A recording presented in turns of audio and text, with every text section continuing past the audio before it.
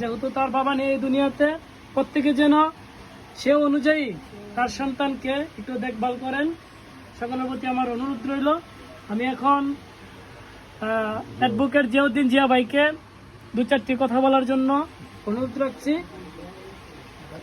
আজকে আপনারা দেখেছেন যে এই যে ফুটফুটে এই যে তার শহীদ নয়নের সন্তান এই যে বেড়ে উঠছে, এই পুলিশের গুলিতে তার বাবা নিহত হয়।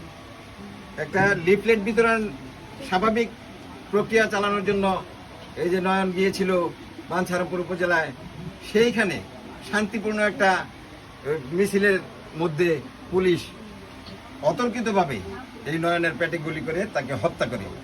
আজকে দেখেন এই যে নয়নের এই যে ছোট্ট ছেলেটা এতিম হয়েছে, আজকে আমরা সকলে তার পাশে এসে দাঁড়িয়েছি এবং তার বৃদ্ধির জন্য, তার লেখাপড়ার জন্য যত কিছু প্রয়োজন আমরা সেটা দেখব এবং যারা যারা নির্যাতিত নিপীড়িত হয়েছে তাদের দিকে আমরা সকলে যত্নবান হব এবং খেয়াল রাখবো, এই আশাবাদ ব্যক্ত করি আমি আমার বক্তব্য শেষ করছি। আসসালামু আলাইকুম।